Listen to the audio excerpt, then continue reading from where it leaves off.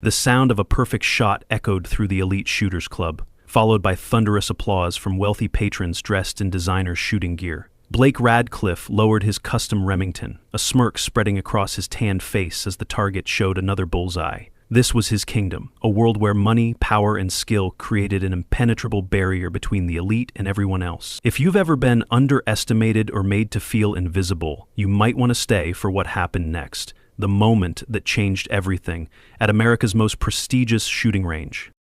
Emma Miller stood near the entrance, clutching her worn leather purse, her simple blue cardigan and department store jeans making her stick out like a dandelion in a rose garden. At 35, she was neither young enough to turn heads, nor successful enough to command respect in this circle. The receptionist, a young woman with immaculate blonde hair and a practiced smile, looked up then immediately back down, as though Emma were merely a distraction. "Excuse me," Emma said softly. "I'd like to register for today's open practice session." The receptionist glanced up again, this time allowing her gaze to travel from Emma's sensible shoes to her simple ponytail. "Membership cards only," she replied dismissively. Emma took a deep breath, pulling out a crinkled envelope. "I have a day pass. It was a gift." Blake noticed the newcomer from across the room. At 42, he was at the peak of his career. 5-time national champion, Olympic gold medalist, and the face of Remington's premium line. His family's oil fortune had given him access to the best training since childhood, and his natural talent had done the rest. "Well, well," Blake drawled loudly. "Looks like someone took a wrong turn on the way to Walmart." His companions laughed on cue, drawing more attention to Emma, who was making her way to the basic range, eyes fixed on the floor. Rebecca Johnson, the club's manager and a former competitive shooter herself, frowned at Blake's comment but said nothing. Emma found a spot at the far end of the basic range. She carefully placed her purse on the small shelf and withdrew a cloth-wrapped package. With practiced movements, she unfolded the material to reveal a standard Glock 19, serviceable, but nothing like the custom pieces the club members wielded.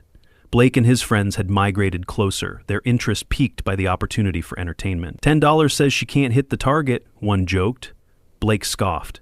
Make it $10,000. I bet she's never held a gun in her life. Blake sauntered over to Emma's station. "Excuse me, ma'am," he said, his false politeness dripping with condescension. "Are you sure you're in the right place? This isn't a knitting circle." Emma finally looked up, her hazel eyes meeting Blake's blue ones with a steadiness that momentarily threw him off balance. "I'm just here to practice," she said quietly. Blake recovered quickly. "Practice? Honey, this is a place for serious shooters. $10,000 says you can't hit the bullseye from 50 yards. Emma's expression remained neutral, but something flickered in her eyes. "I don't have that kind of money," she replied. Blake's smile widened. "If by some miracle you make the shot, I pay. If you miss, you leave and never come back. Deal?" Rebecca had approached during the exchange, concern evident. "Mr. Radcliffe, perhaps we should let our guest practice in peace." Blake waved her off without looking. "Stay out of this, Rebecca. We're just having a friendly wager." Emma's gaze dropped to her left hand, where a simple gold band encircled her ring finger. She twisted it once, a gesture so small that only the most observant would have noticed. "All right," she said quietly. Blake's eyebrows shot up in surprise before his face settled into a triumphant smirk. "Excellent. Ladies and gentlemen, we have ourselves a show." No one noticed the change in Emma's posture as she picked up her Glock, her spine straightening, shoulders relaxing, feet shifting into a perfectly balanced stance. No one recognized the expert grip and the controlled breathing pattern, and no one realized that the simple gold ring on her finger once belonged to one of the most legendary snipers in SEAL Team 6 history. 3 years earlier, Emma had stood under a gray April sky, the crisp snap of the Honor Guard's rifles cutting through the solemn silence of Arlington National Cemetery. The folded American flag pressed against her chest felt impossibly heavy as she watched her husband's casket being lowered into the ground. Master Chief Nathan Miller had served his country for 15 years, his exceptional skills as a sniper earning him both medals and the respectful nickname, the Ghost, among his peers. The official report cited a helicopter crash during a classified mission. Emma knew better. There were aspects of Nathan's death that would remain redacted forever. They had met in Burlington, Vermont, where Nathan was visiting a fellow SEAL recovering from injuries. Emma was working as an accountant, her life as predictable as the numbers she managed daily. Their meeting at a downtown coffee shop stretched from apologies into hours of talking. They married just 6 months later in a small ceremony attended by a few friends and Nathan's fellow operators with vigilant eyes. Life as a SEAL's wife had taught Emma to live with absence and uncertainty. Nathan would disappear for weeks or months, returning with new scars he wouldn't explain and nightmares he couldn't share. "I wish I could tell you everything," he would say, tracing her cheekbone with his calloused thumb. "But I can tell you this, you're the reason I fight to come home." It was during one extended period stateside, after a harrowing mission that had left Nathan with a ligament tear in his knee, that he first took Emma to a shooting range. "If I'm going to be away so much," he had explained, adjusting her stance with gentle hands, "I want to know you can protect yourself." What began as a safety measure evolved into something more, a shared activity that gave Emma insight into her husband's world. Nathan turned out to be a patient instructor, and Emma an unexpectedly gifted student. "You're a natural," he'd whispered the first time she hit a bullseye. "You've got the 3 things that make a great shooter: steady hands, perfect vision, and the ability to stay calm under pressure." Over the next 3 years, whenever Nathan was home, they would practice together. He taught her everything: proper stance, breathing control, sight alignment, trigger discipline. "Shooting isn't about aggression," he would explain. "It's about absolute control over your body, your breath, your fear." Emma absorbed every lesson, finding unexpected peace in the ritual. Those sessions at the range were sacred, moments of connection that didn't require words. Sometimes his SEAL teammates would join them. "Boss never shuts up about your progress," one of them, Michael Reeves, had confided. "Says you're a better natural shot than half the guys he's trained." The last time they went shooting together was 2 days before he left for his final mission. Nathan had been unusually quiet, more focused on watching Emma than improving his own shots. "Promise me something," he said, his voice rough against her ear. "Promise me you'll keep practicing, even when I'm not here." Emma had nodded, not understanding the gravity behind his request. After the funeral, Emma couldn't bring herself to visit a range. Nathan's guns remained locked in their safe, untouched. She moved to Boston for a fresh start, taking a position at a corporate accounting firm, where no one knew her as the widow of a fallen SEAL. Until last week, when a package arrived from Michael Reeves containing a day pass to the Elite Shooters Club and a handwritten note. "Nathan would want you to keep your promise. 3 years is long enough to grieve alone. Come back to the living, Emma."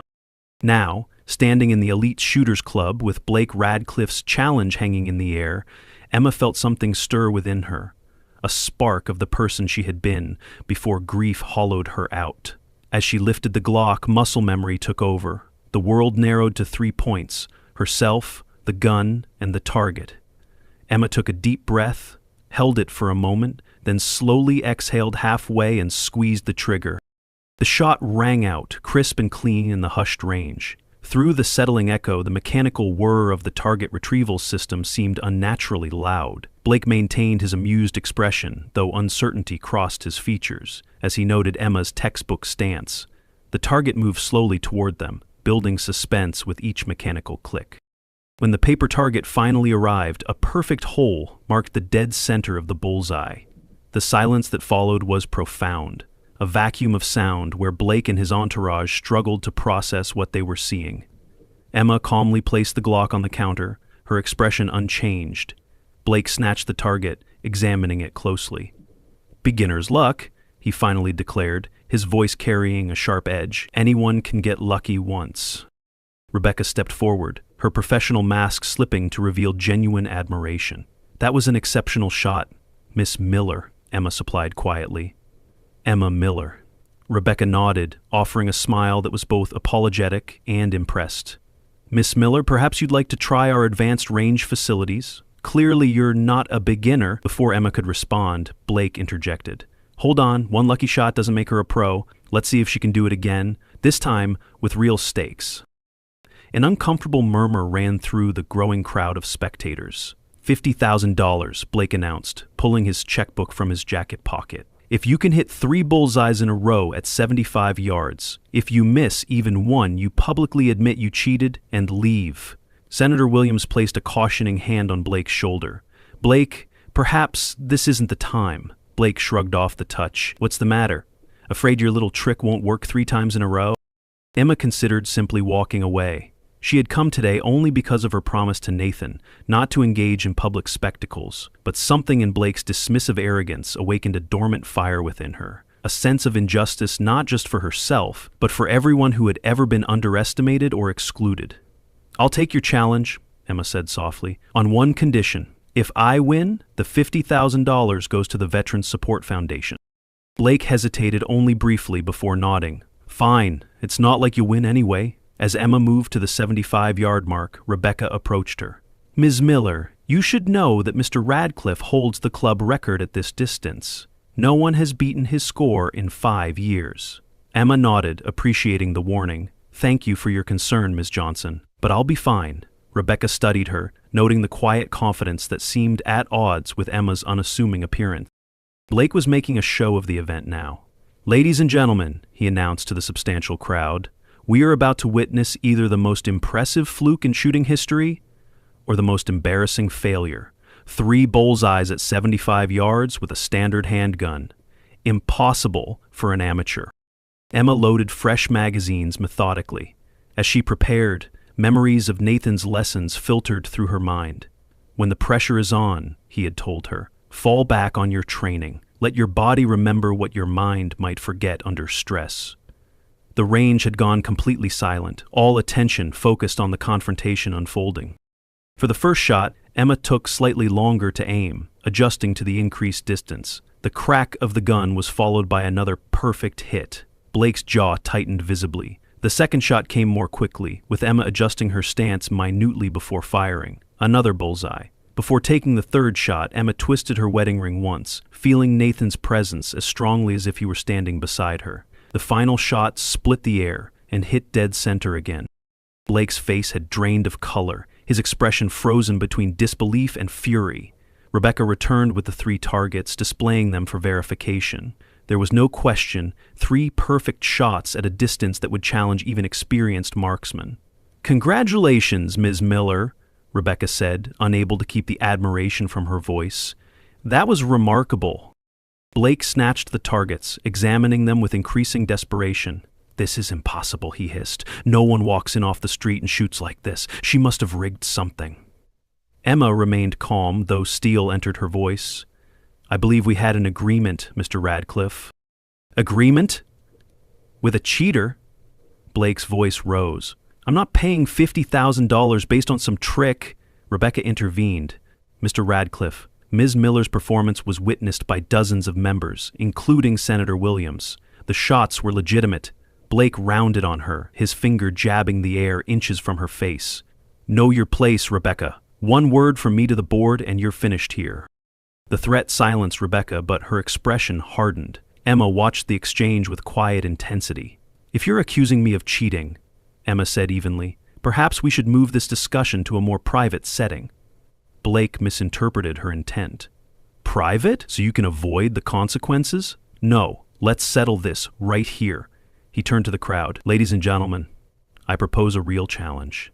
1 week from today, a formal competition. Me versus our mystery sharpshooter. 10 stations, varying distances, with club-provided equipment to ensure everything's fair." Emma realized she had unintentionally stepped into something much larger than a simple challenge. Part of her wanted to retreat back into anonymity, but a stronger part knew she couldn't back down. "I accept," she said quietly. "Same terms. If I win, $50,000 to the Veterans Support Foundation." Blake's smile didn't reach his eyes. "Deal? And when I win, you publicly explain whatever trick you used today." As the crowd dispersed, Rebecca approached Emma again. "That was either very brave or very foolish," she said. "Blake doesn't lose gracefully, and he has considerable influence here." Emma nodded, the adrenaline fading, leaving her feeling drained. "I didn't come here looking for trouble. I just wanted to practice." Rebecca studied her thoughtfully. "Yet you shot like a professional. Who are you really, Emma Miller?" Emma gathered her belongings. "Just someone keeping a promise," she replied, her voice barely audible. What neither Emma nor anyone else knew was that Blake was already making a phone call, instructing his personal assistant to find out everything about Emma Miller, no matter what it takes. The tremor in his voice betrayed more than anger, it revealed fear.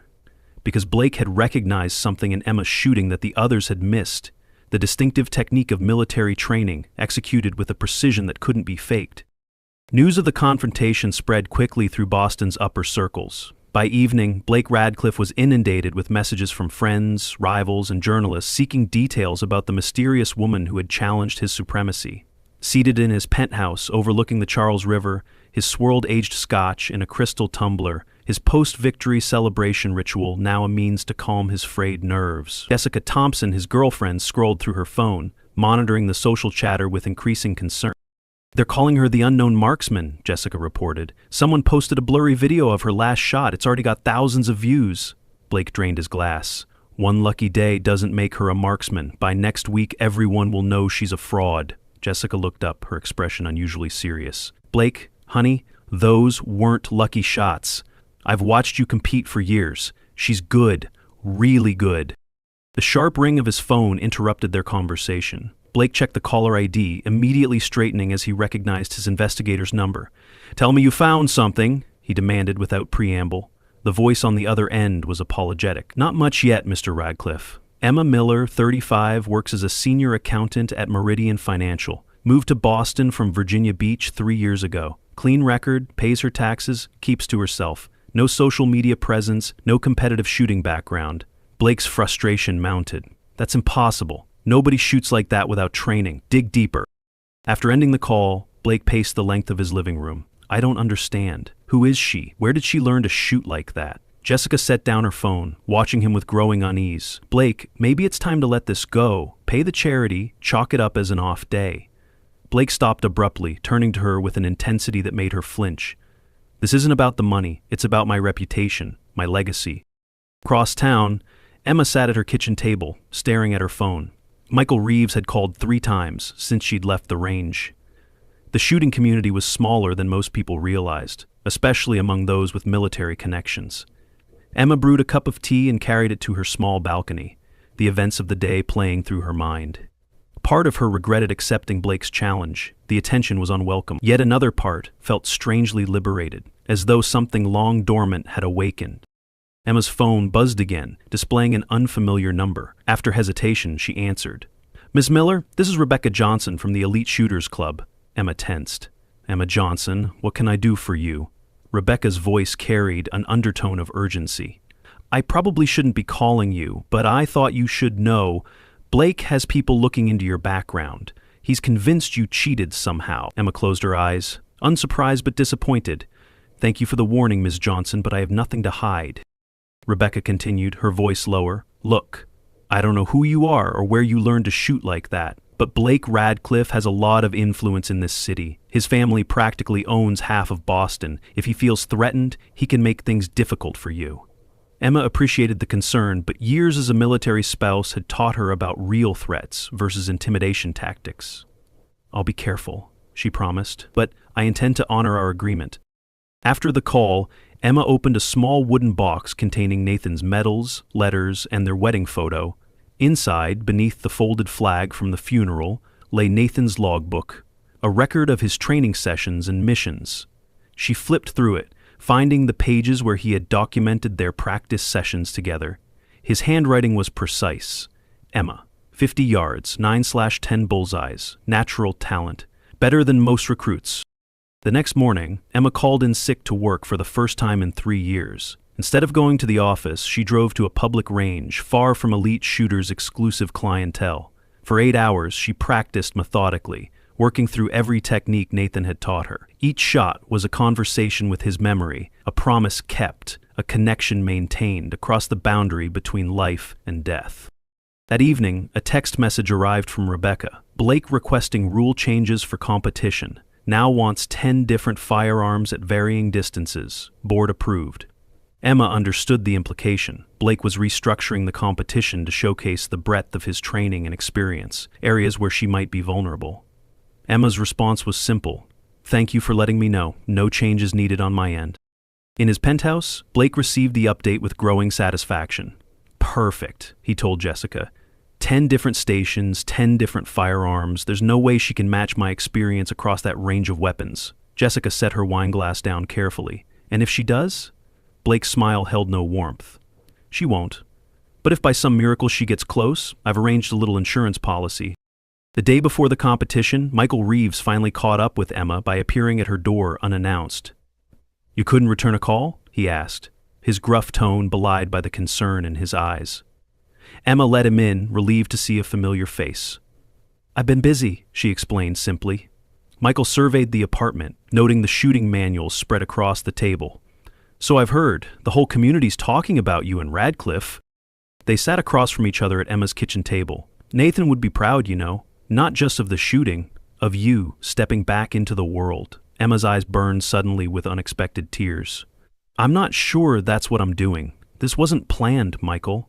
He nodded, understanding. "The best battles rarely are, Em, but sometimes they're exactly what we need." He reached across the table, his weathered hand covering hers briefly. "You're not alone in this. I've made some calls. There'll be friends in the audience tomorrow."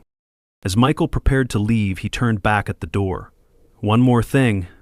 Be careful with Radcliffe. Guy like that, with his money and connections, he's not used to losing, and he won't take it well if he does. Nathan would want you to watch your six." Emma nodded, appreciating both the warning and the military terminology. "I will. And Michael, thank you. For the pass, for everything." His smile was warm. "Just keeping a promise to a brother. That's what we do." Blake Radcliffe's investigation into Emma Miller had begun as a matter of wounded pride. By midweek, it had evolved into an obsession that consumed his attention more thoroughly than any competition preparation. The initial background check had yielded frustratingly little. No criminal record, no competitive shooting history, not even a speeding ticket. On paper, Emma Miller was exactly what she appeared to be, an unremarkable accountant living a quiet life. "I want you to focus on Virginia Beach," Blake instructed his investigator. "She lived there before Boston. Check shooting clubs, gun ranges, instructors, anyone who might remember her. And that wedding ring she keeps touching, find out about her husband." The investigator's voice remained professionally neutral despite Blake's increasingly demanding requests. "I'll look into it, Mr. Radcliffe, but marriage records in Virginia—" "I don't care what it takes," Blake interrupted sharply. "The competition is in 2 days. I need information now." After ending the call, he stood before the wall displaying his most prestigious award, the Olympic gold medal from 8 years earlier. The younger Blake in the photograph beamed with genuine joy, an expression that had grown increasingly rare as success accumulated and the pressure to maintain his position intensified. The breakthrough came late that evening as Blake was reviewing footage of Emma's shooting form. His phone rang, displaying his investigator's number. "Virginia Beach was the key, Mr. Radcliffe. Emma Miller is the widow of Master Chief Nathan Miller, U.S. Navy SEAL, killed in action 3 years ago, highly decorated sniper, according to my source." Blake felt a chill run through him. "A SEAL sniper? Are you certain?" The investigator continued. "Absolutely certain. Miller was known for training his wife. Military buddies called it a hobby, but he took it seriously. One contact remembered him saying she was a natural with exceptional potential."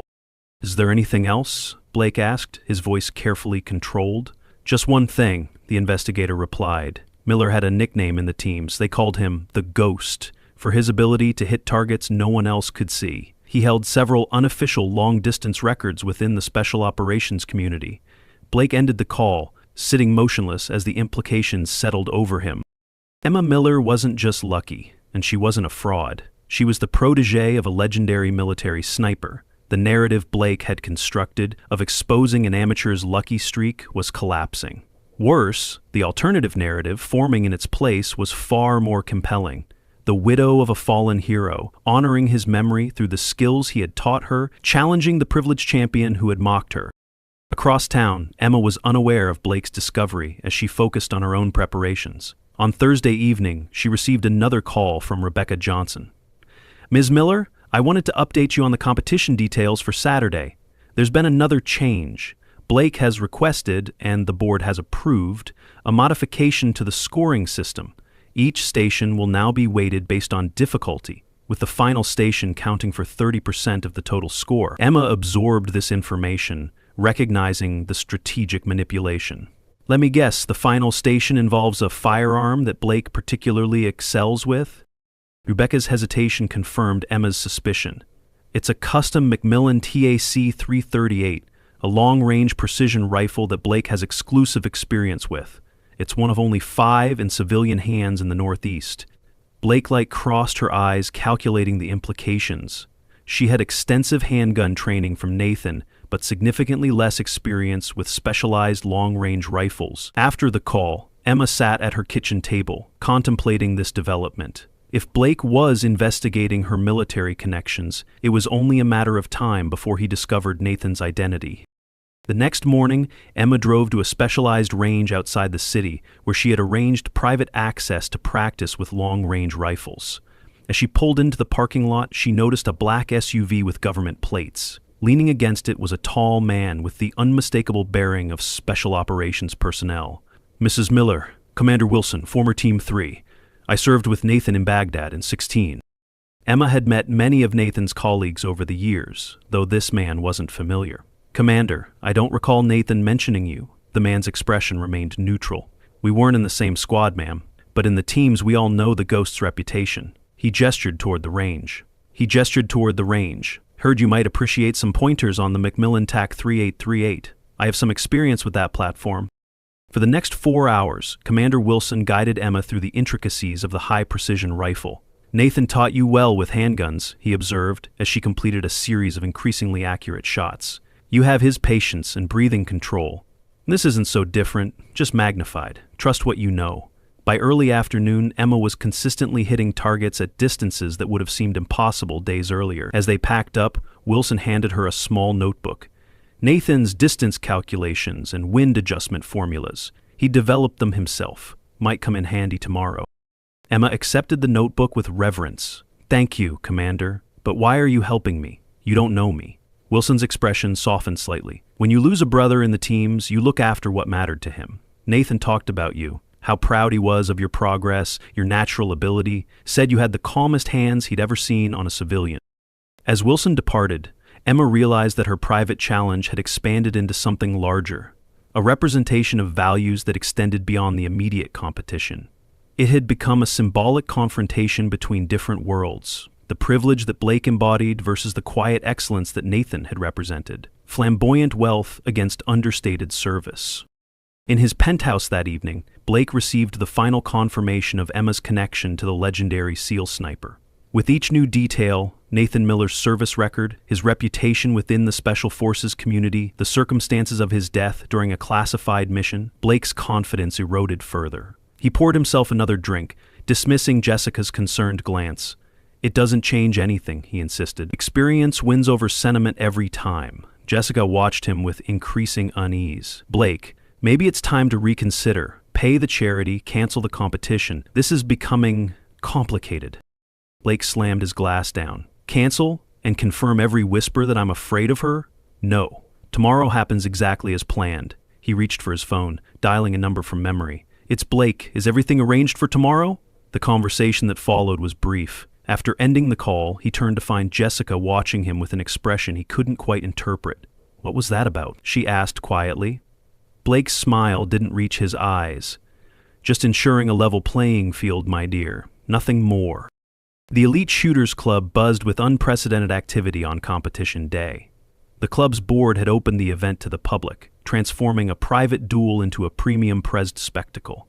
Inside, Rebecca Johnson supervised final preparations, noting subtle inconsistencies in the equipment at several stations, adjustments positioned to disadvantage anyone unfamiliar with their unique characteristics.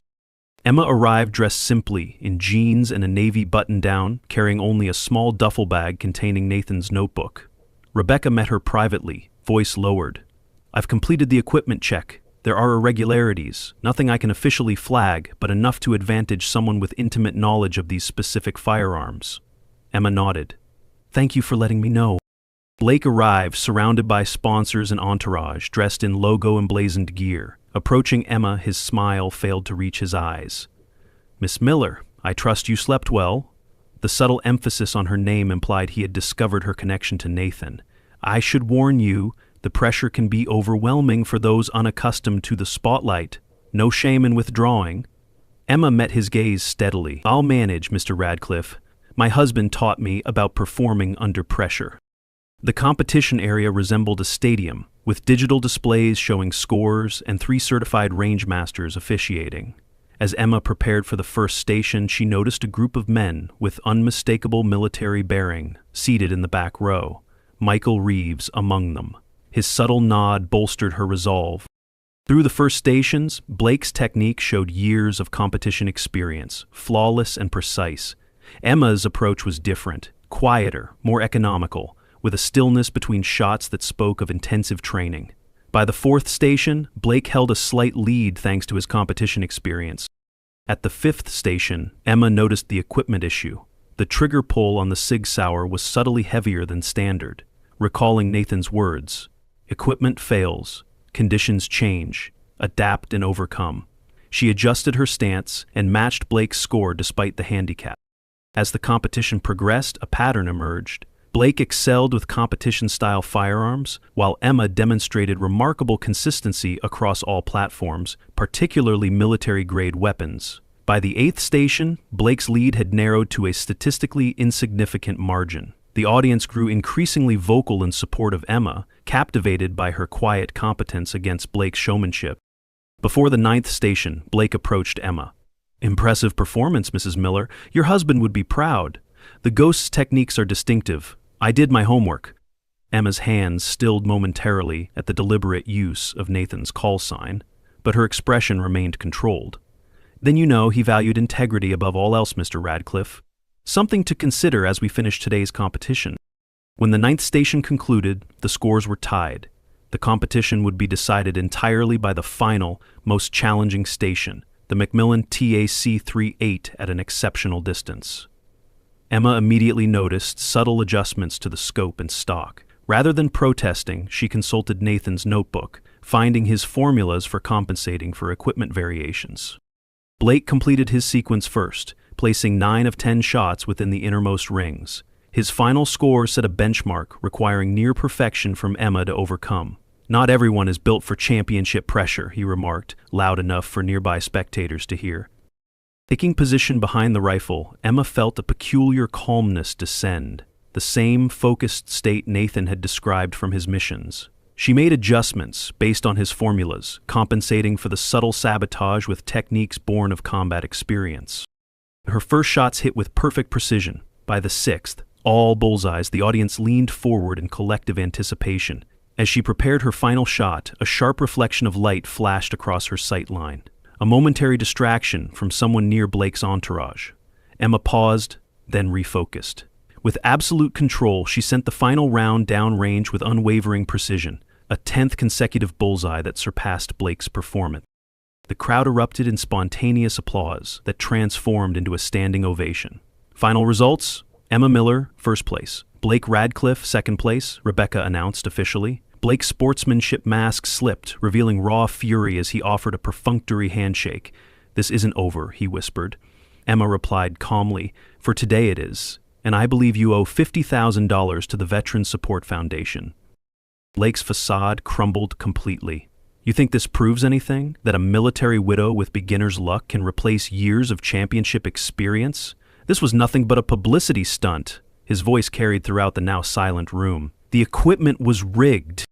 "The equipment was indeed rigged, Mr. Radcliffe," Rebecca cut in, holding up her tablet displaying security footage of Blake's technical advisor tampering with the competition firearms. "But not in Ms. Miller's favor.